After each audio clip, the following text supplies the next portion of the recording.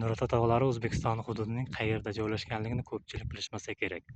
Nurota tog'lari O'zbekiston hududining Navoiy, Samarqand va Jizzax viloyatlarida joylashgan.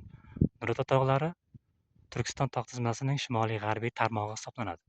Nurota tog'lari parallel ravishda shimoliy qismi mana ko'rinayotgan bo'lsa va janubiy qismiga ajraladi. Mana bu ko'rinayotgan tog' tizmasi Oqtog' tizmasi deb nomlanadi. Dengiz sathidan balandligi 2000 metr balandlikgacha. Mana shu ko'rinib turgan cho'qqini birgalikda zabt etishga harakat qilamiz. Bu tog' boshqa tog'lardan qanday xususiyatlari bilan ajralib turishini video davomida batafsil tushuntirib o'taman. Demak, boshladik. Mana dara bo'ylab ichkariga qarab ketyapman. Mana bu yerda jarlik.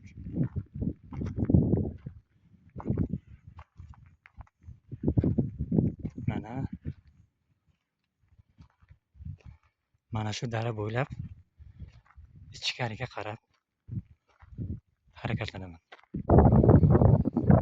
Mana azizlar, jarlik turida suv oqib o'tyapti. Yuqoridan ko'rsataman. Ajoyib. Biz bormoqchi bo'lgan o'sha cho'qqi. Mana tog'ning ichkarisidamiz. Ilon izi bo'ylab yo'l ketgan ekan. Mana shu yo'l oxiri qayerga olib borar ekan. Ko'ramiz. Biz dara bo'ylab kelganimizda ikki tomonga qarab yo'l ketgan ekan. Mana bu tomonga yo'l ketgan. Biz bu tomonga qarab harakatlanamiz. Chunki cho'qqi o'sha tomonda. Mana o'rtoqlar. Suv ariqlardan oqib yotibdi. Ajoyib manzara.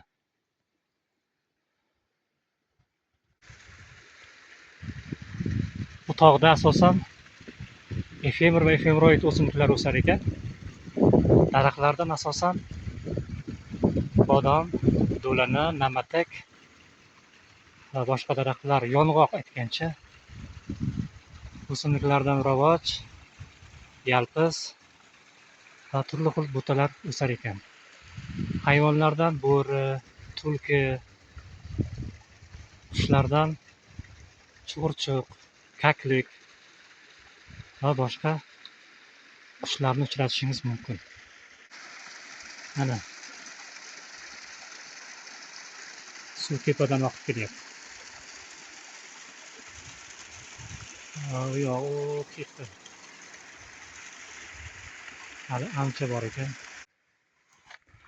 Mana bu yerda mollar ham bor ekan. Mana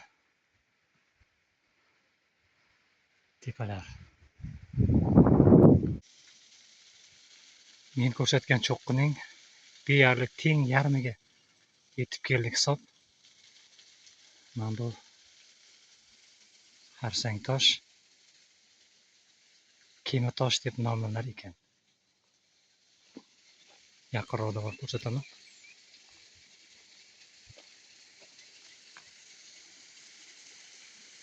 Mana.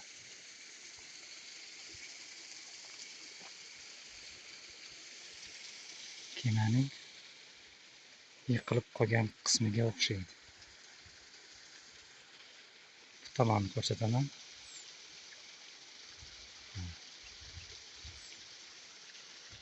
Mana bu shu yoqdan kelgandik. Mana hali yana shuncha masofani bosib o'tishimiz kerak ekan.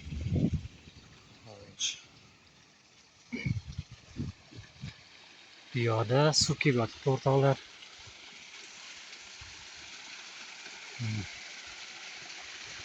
Sharsharacha. Mana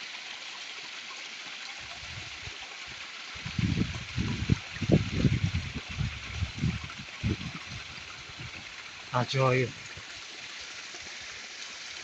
Bu yerga turistlar oila davrasida kelib aylanib ketishi mumkin. Asosan aprel, may, iyun oylarida tabiat bundanda go'zalroq bo'ladi. Mana bu sharsharani qaranglar.